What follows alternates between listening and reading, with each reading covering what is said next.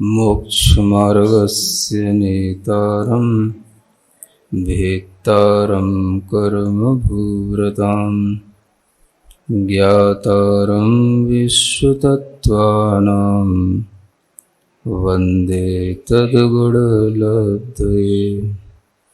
देवादिदेव आदिम तीर्थंकर श्री ऋषभनाथ भगवान की, वर्तमान शासन नायक श्री वर्धमान महावीर भगवान की, परम पूज्य आचार्य गुरुवर श्री विद्यासागर जी महाराज जी की। तत्व सूत्र ग्रंथराज में 9वें अध्याय के माध्यम से संवर निर्जरा तत्व का वर्णन करते हुए गुप्ती समिति आदि का वर्णन चल रहा है। कल आप लोगों को निर्जरा के बारे में और 3 प्रकार की जो गुप्तियाँ होती हैं उसके बारे में बताया गया था।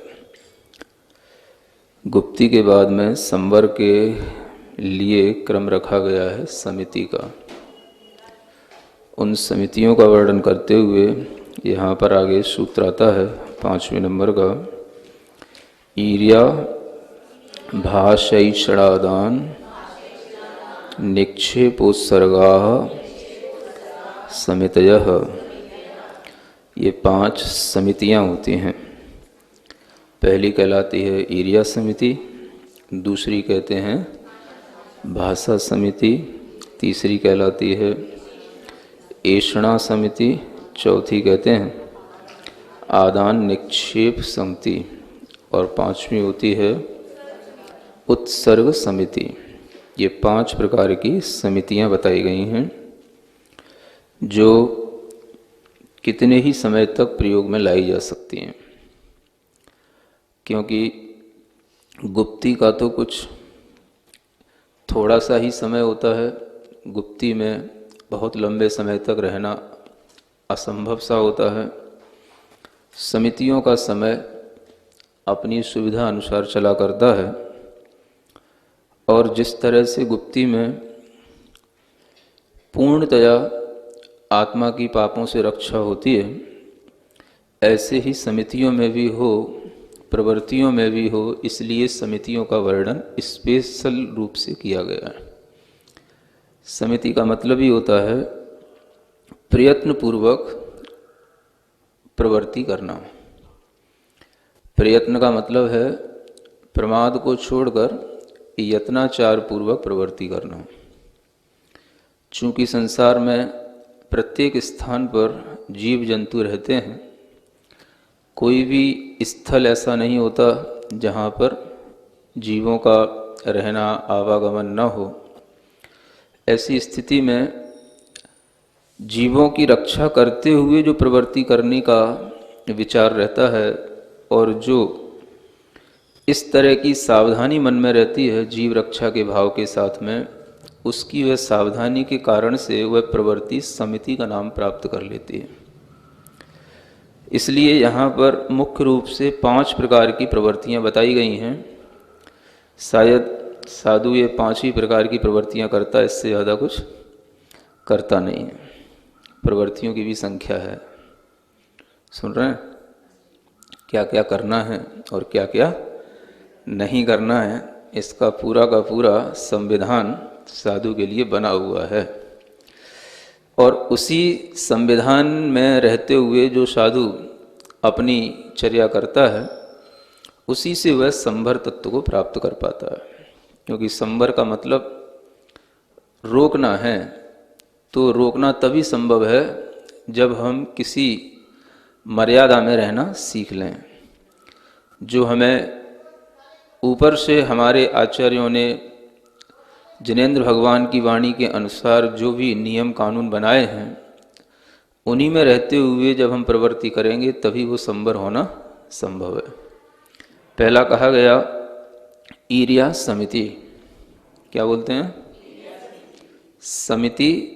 जो ईर्या माने होता है गमन करना। जिस समय पर चला जाता है, गमन करते हुए भी ध्यान में रखा जाता है कि गमन करते हुए जीवों के लिए किसी भी प्रकार की बाधा न पहुँचे। जिस स्थान से गमन किया जाता है, जिस मार्ग पर गमन किया जाता है, उस मार्ग को भी देखा जाता है। वो मार्ग जीव जंतु से रहित हो, प्रासुक हो, जिस मार्ग पर किसी भी तरह की किसी के द्वारा कोई बाधाएं ना हो, ऐसे ही मार्ग पर गमन करते हुए, आगे देखते हुए, चार हाथ भूमि को निरखते हुए वह जो गमन किया जाता है उसको ईर्या समिति बोलते हैं। यानी चलने में भी प्रमाद का अभाव होना, चलने में भी प्रयत्न पूर्वक प्रवृत्ति करना, और चलते हुए भी अपना ध्यान, अपना उपयोग उस गमन की क्रिया पर ही रखना, जिसके माध्यम से चाहे जीव हो या ना हो, लेकिन भाव में यही रहे कि जो ये प्रवृत्ति की जा रही है इसमें किसी भी प्रकार से मेरी प्रवृत्ति से, मेरे गमन से कोई जीव के घात न हो जाए। दूसरी समिति का नाम क्या है? भाषा समिति। समिति का मतलब समझ चुके ना? भाषा के विषय में प्रयत्न पूर्वक प्रवृत्ति करना।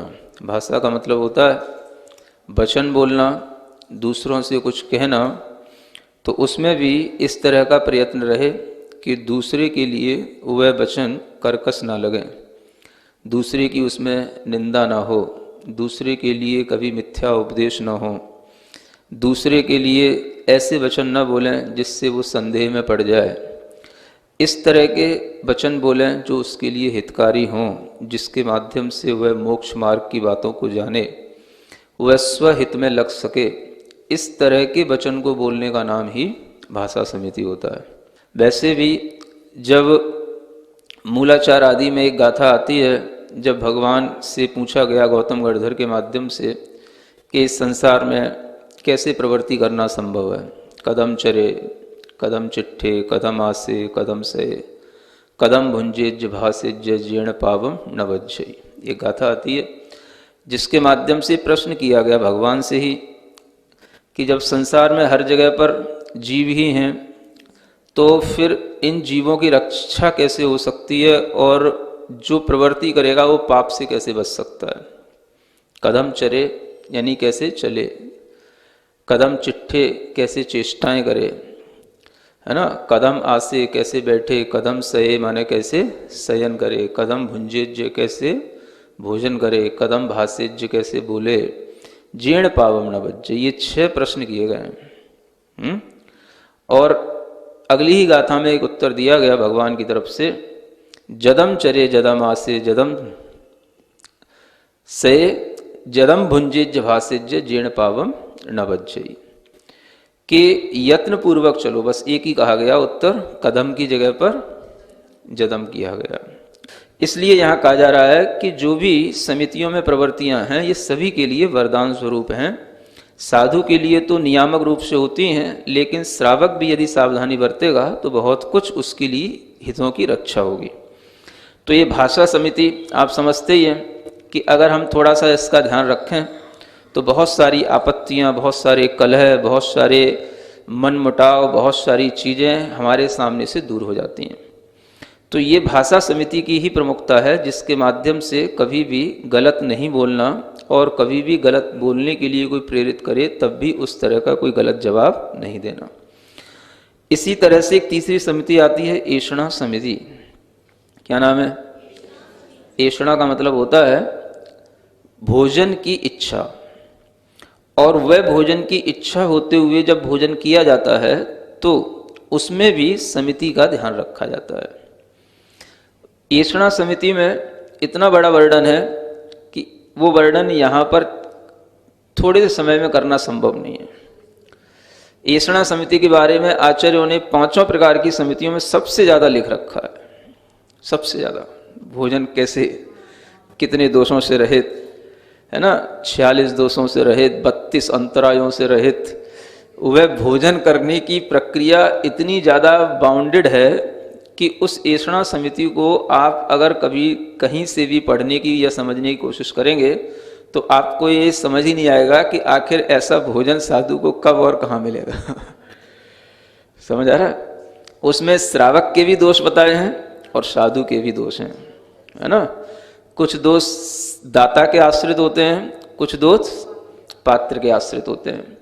तो पात्र के आश्रित दोष होते हैं वो तो पात्र अपने कंट्रोल में कर लेता है। अब दाता के जो आश्रित दोष होते हैं वो तो पात्र को पता नहीं पड़ते, तो उसका भी उसमें दोष लिखा है ना। तो वह दोष भी अगर तब दोष हो जाता है जब वो दोष पात्र को पता हो। तो इसलिए कुछ चीज़ें श्रावकों को, जो अच्छे श्रावक हैं, जो विशेष रूप से दान आदि क्रियाओं में रुचि रखते हैं, उन्हें वे दोष भी पढ़ने चाहिए ताकि उन दोषों से बच कर के निर्दोष भोजन जो है दाता के हाथ तक पहुंच सके, दाता के द्वारा पात्र के हाथ तक पहुंच सके। तो ये भोजन करते समय उसके लिए जो भी कंडीशन है वो ये है कि वो अपने लिए भोजन करते हुए भी ये विचार अपने अंदर रखता है, जैसे अनेक प्रकार की वृत्तियां होती हैं, उनमें एक गोचरी वृत्ति बताई गई है। क्या वृत्ति होती है? गोचरी वृत्ति। गोचरी वृत्ति का मतलब होता है कि जैसे गाय चरने के लिए जाती है तो जिस जंगल में चली जाती है वहाँ जंगल की शोभा नहीं देखती है। क्या देखती है? जो उसको लेना है बस उसको देखती है और अपना जैसा भी मिल जाता है पेट भर के चली जाती है। ऐसे ही साधु के लिए कहा गया है ना, गोचरी वृत्ति करना, कि गाय की तरह, है ना, भोजन को देखते हुए, अपना शोधन करते हुए भोजन करना। ये कुछ देखने की जरूरत नहीं है कि कितना बड़ा घर है, कितना अच्छा घर है, कितने अच्छे लोग सजे धजे हैं कि नहीं हैं, है ना। इस तरह की वृत्ति का नाम गोचरी वृत्ति कहा जाता है ना। तो साधु के लिए ऐषणा समिति के अनेक उद्देश्य बताए गए हैं कि वो भोजन क्यों करे, करते हुए भी उसकी वृत्तियां कैसी हों। जब वो भोजन करता है तो उसकी वृत्ति में यह केवल इतना ही भाव रहता है, उदराग्नि प्रशमन वृत्ति, इसको दूसरी वृत्ति बोली जाती है, जिसमें कि बस जो थोड़ी सी उदर में अग्नि है उसका प्रशमन हो जाए, माने शांत हो जाए। तो जैसे कि बस वह कोई भी, जैसे अपने अंदर किसी भी तरह की वेदना है या भूख के कारण से, वो कोई वेदना के कारण से वो अपने धर्म ध्यान में अगर उसको बाधा समझता है तो उस वेदना की शांति के लिए औषधि स्वरूप वह आहार को ग्रहण करता है।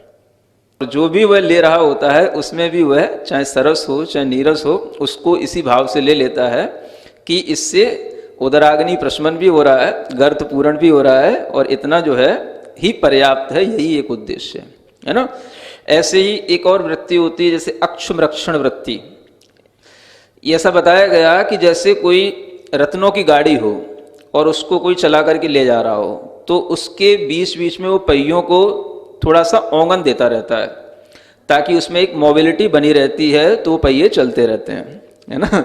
तो ऐसे ही भोजन जो साधु लेता है वो अपनी उस रत्नत्रय रूपी जो आत्मा है उसको आगे बढ़ाने के लिए, चलाने के लिए उसमें शरीर में ओंगन स्वरूप क्या डाल देता है, थोड़ा सा ऑयल डाल देता है उसमें, है ना। तो वह जो है उसकी ये भी एक वृत्ति बन जाती है। तो इस तरह की वृत्तियों के साथ में वह जिसकी मानसिकता रहती है, वह साधु की इन वृत्तियों के कारण से ही उसकी समिति, भोजन करने की प्रवृत्ति समिति कहलाने लग जाती है ना। उद्देश्य में कुछ और होगा तो वो फिर भोजन करने की प्रवृत्ति फिर वो समिति में नहीं आएगी।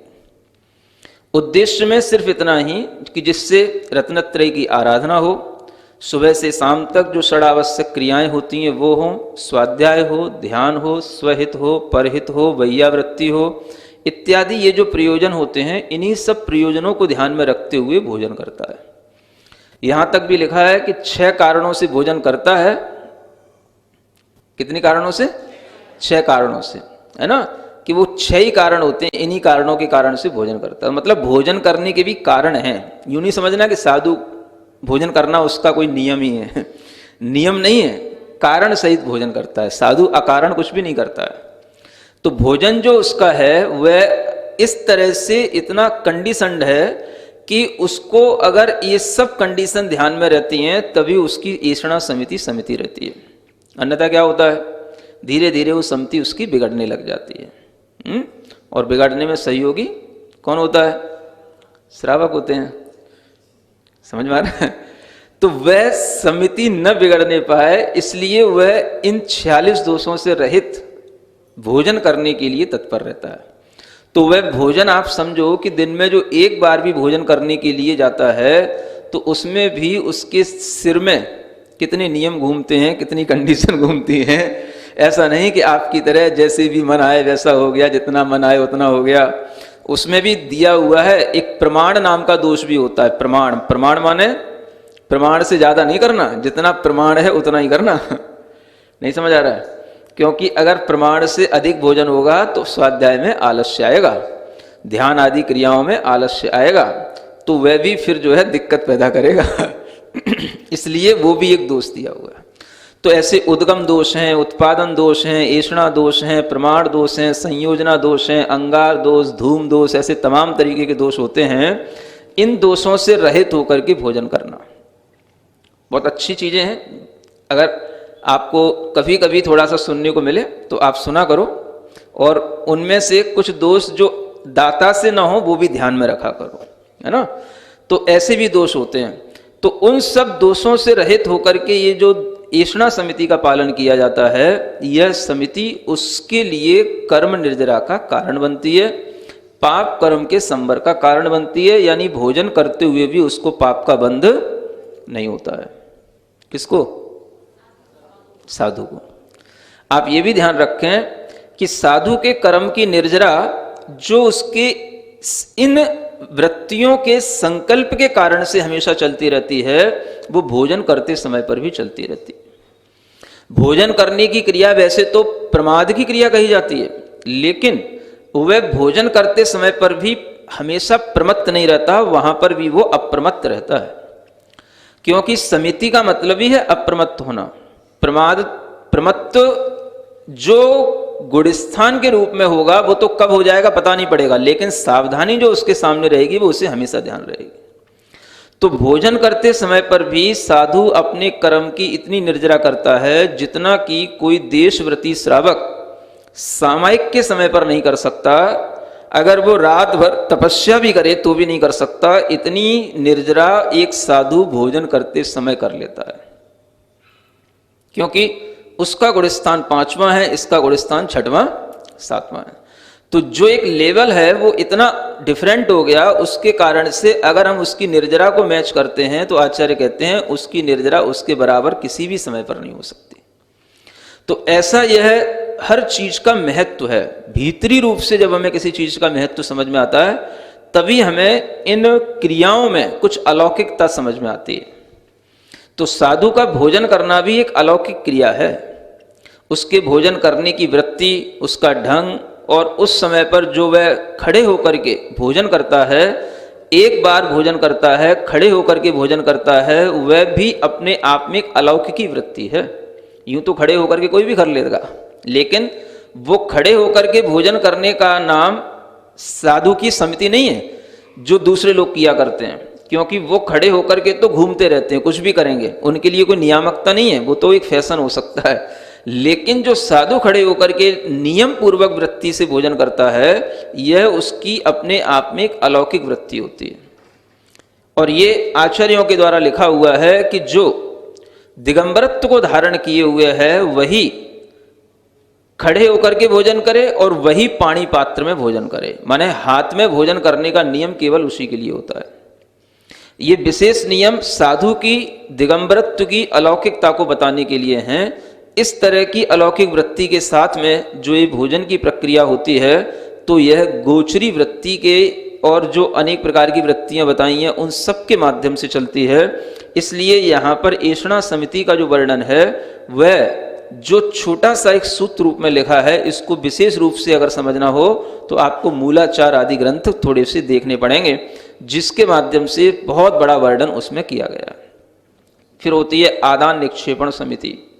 कोई भी चीज को रखना, उठाना, अपने पिच्छी कमंडलू इत्यादि के लिए भी उसे जो है देखभाल पूर्वक इन प्रवृत्तियों को करना, और अपने उपकरण जो शास्त्र आदि हैं उनको भी उठाते रखते हुए जीव रक्षा के ध्यान से, प्राणी संयम के भाव से उसकी प्रवृत्ति होना, ये आदान निक्षेपण समिति कहलाती है। इसके अतिरिक्त 5वीं जो समिति है वो उत्सर्ग समिति है, जिसमें वह अपने शरीर के किसी भी प्रकार के मल मूत्र, नख, केश आदि का भी जो त्याग करता है, उसको भी जीव जंतु से रहित स्थान पर उनका विसर्जन करता है। इस तरह की ये समितियां, ये 5 प्रकार की समितियां कही गई जिससे साधु का जीवन पाप रहित होकर के निरंतर चला करता है। अब इन समितियों के आगे फिर वर्णन आता है धर्म का वर्णन। जो 10 धर्म सभी लोग जानते हैं, उन 10 धर्मों के नाम यहाँ आचार्य क्रम क्रम से एक सूत्र में दे रहे हैं। उत्तम क्षमा, कैसे पढ़ना? कई लोग उत्तम क्षमा ऐसे पढ़ते हैं। एक ध्यान रखें, जब भी संस्कृत में क्ष पढ़ा जाता है तो कस योगे क्ष एक सूत्र आता है, तो उसमें छ से पहले आपको थोड़ा क का उच्चारण करना, उत्तम क्षमा, नहीं तो उत्तम क्षमा ऐसा हो जाएगा, है ना। वो क्षमा में फिर आपको ये समझ नहीं आएगा छा छत्री वाला है कि छा छत्री वाला है। ऐसा उत्तम क्षमा, मार्दवार्जव, शौच सत्य, संयम, तपस्त्यागा किंचन्य, ब्रह्मचर्याणि धर्मः। ये 10 धर्म हैं। किसके लिए हैं?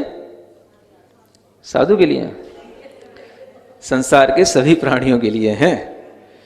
इन 10 धर्मों से उद्धार संसार के सभी प्राणियों का होना है ना।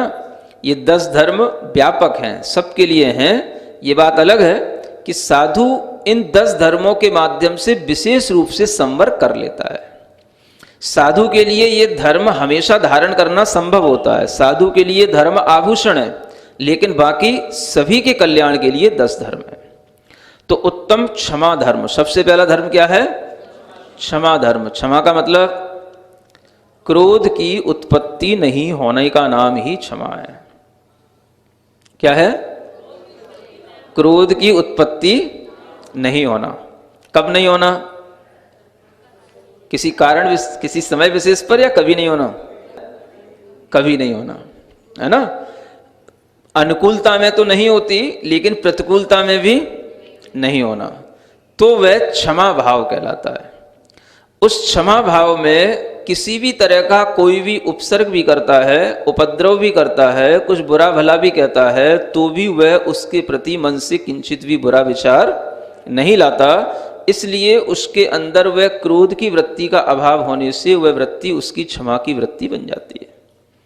तो ये क्षमा साधु के लिए हमेशा का एक आभूषण है।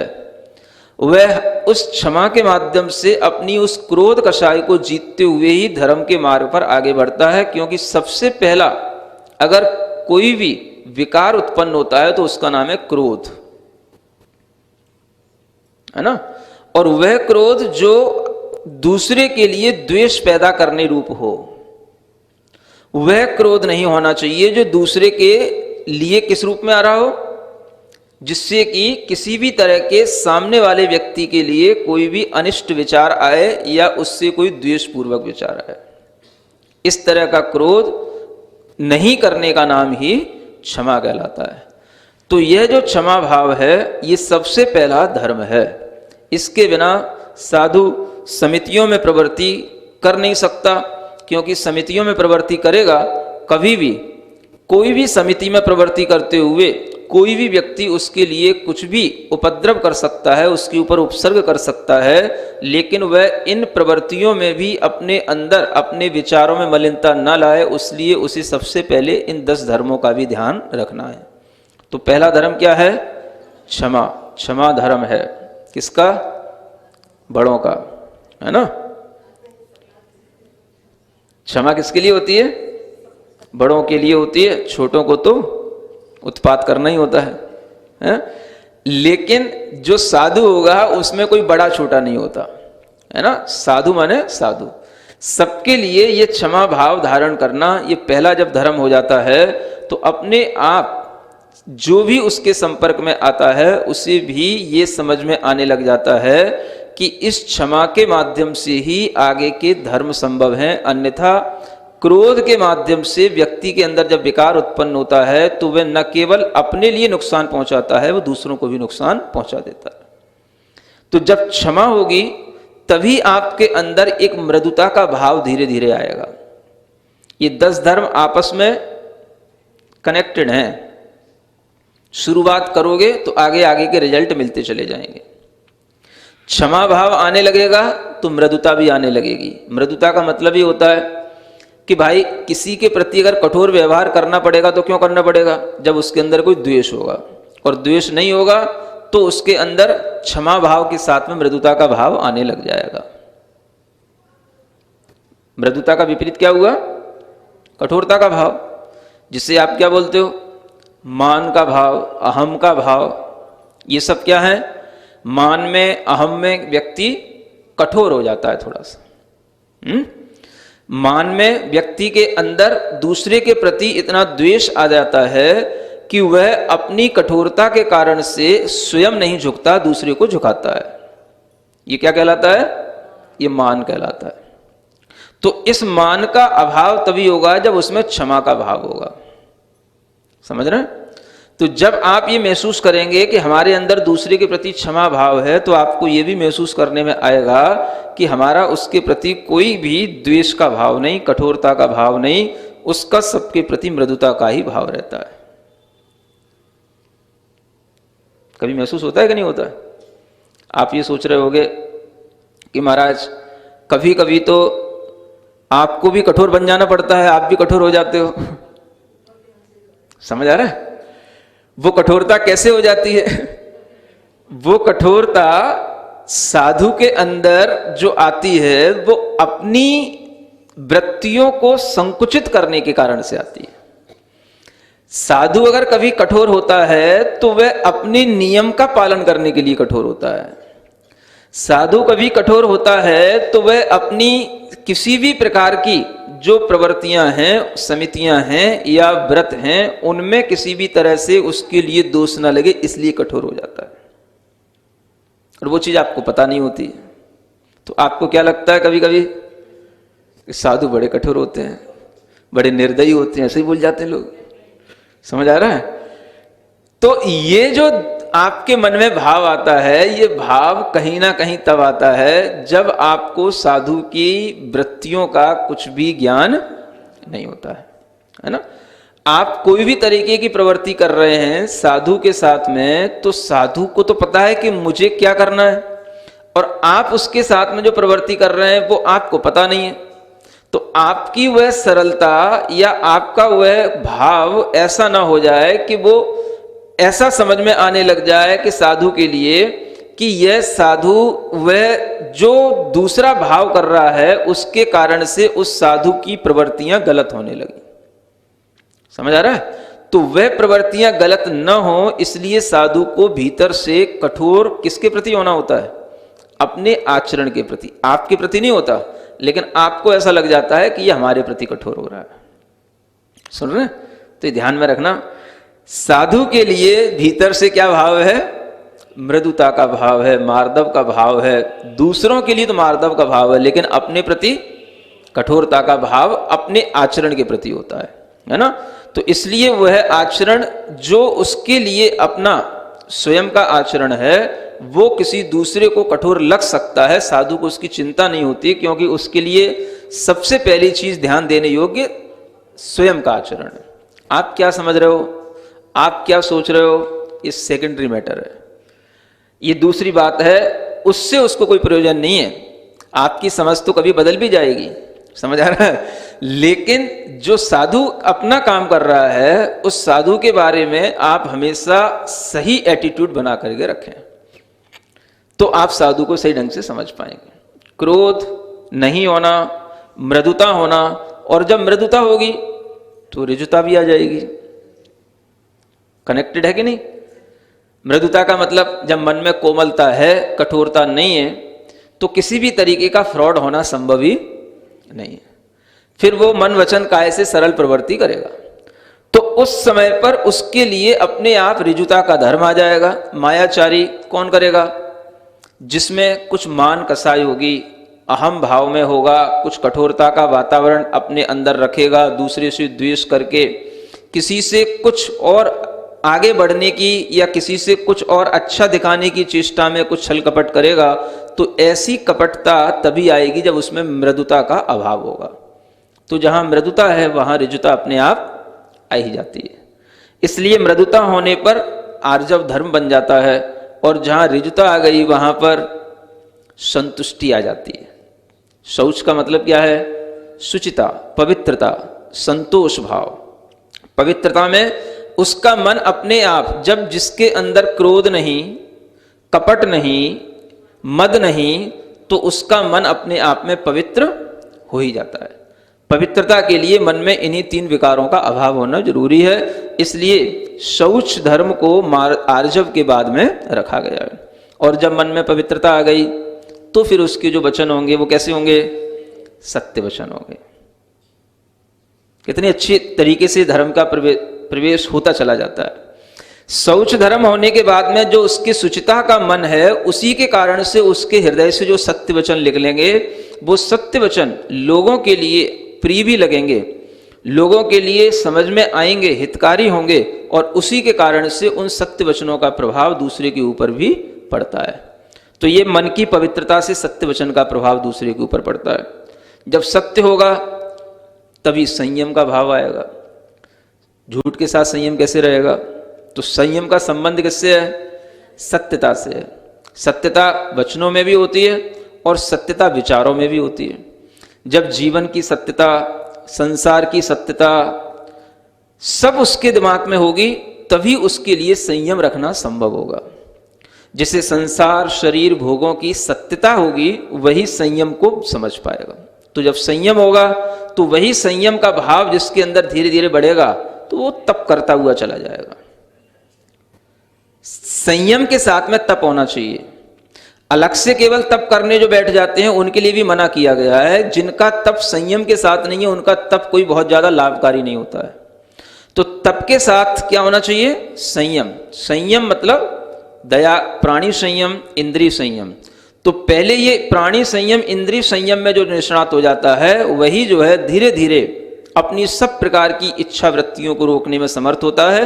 तो वह तप करता है, और तप करने पर जो उसके भीतर अंतरंग से जो दोषों का निष्कासन होता है, उसको बोलते हैं त्याग।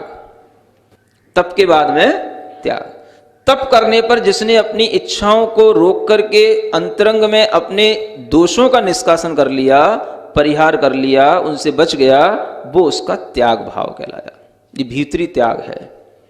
सुन रहे हैं? जो बाहरी होता है वो अलग है, लेकिन जो ये धर्म है वो भीतरी है, आत्मा का धर्म है। तो आत्मा में त्याग धर्म कैसे आएगा? कल भी किसी ने एक प्रश्न किया था ना, तो कल भी अच्छा उत्तर मिला था, आज भी सुने। भीतर से त्याग धर्म का मतलब है अंतरंग में अपने तप के माध्यम से अपने दोषों पर विजय प्राप्त कर लेना। तो जो दोष निकल गए उसका नाम है त्याग। ये भीतरी त्याग है।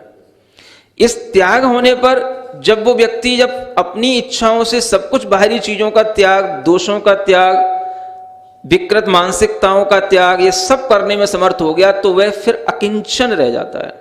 अकिंचन का मतलब उसके लिए दुनिया में कुछ भी मेरेपन के साथ में नहीं होता। ना कुछ मेरा, ना कोई मेरा। क्या होता है? इसी भाव का नाम है अकिंचन भाव। जब वह इस अकिंचन भाव में, अनुभूति में, अपने आप में निश्चिंतता के साथ में बिल्कुल संतुष्ट होता है, तो यही अकिंचन भाव उसको किसके साथ जोड़ेगा? अब उसे दूसरे से तो जुड़ना नहीं, दूसरा कोई मेरा है नहीं, तो फिर मेरा क्या बचा? तो अप्पा शरणम गच्छामि। किसकी शरण में जाएगा वो? बस उस आत्मा की, शुद्ध आत्मा की, ब्रह्म की शरण में जाएगा। उसी को ब्रह्म कहते हैं, और उसी ब्रह्म में रहना, उसी ज्ञान भाव में रहना, उसी का नाम है ब्रह्मचर्य। ये मुख्य ब्रह्मचर्य किसका नाम है? आत्मा के शुद्ध भाव में, शुद्ध ज्ञान में, शुद्ध स्वरूप में रहमण करने का नाम ब्रह्मचर्य। ये ब्रह्मचर्य धर्म उसके अंदर अकिंचन भाव से ही आएगा। जब तक कुछ भी मेरा है, चाहे वो चेतन हो चाहे अचेतन हो, इस तरीके का भाव रहेगा, तो उसके उस भीतरी ब्रह्म में रमण करने में वो भाव बाधा डालेगा। तो जब अकिंचन भाव में निष्णात हो गया, तो उसके पास में बस एक ब्रह्म में चर्या करने को बचा, जो अंतिम धर्म है, और यहीं पर उसके धर्म की पूर्णता हो जाती है। जो अपने में लीन होने लगा, अपने में ब्रह्म में चर्या करने लग गया, बस फिर उसके लिए आचार्य कहते हैं इसका काम पूरा हो गया। अब इसको कोई उपदेश देने की जरूरत नहीं है, अब ये अपना गुरु खुद बन गया। सिरिजिणवाणी जग कल्याणी जग जन मदतम मोहरी जनमण हारी गढ़हर हारी जम जरा भव रोग हरि तिथ्य राणम दिव्य झुणिम जो पढ़ई सुणई मय्ये धारई राणम सौख मणंतम धर्य सासद मोक्ष पदम पावई सासद मोक्ष पदम पावई।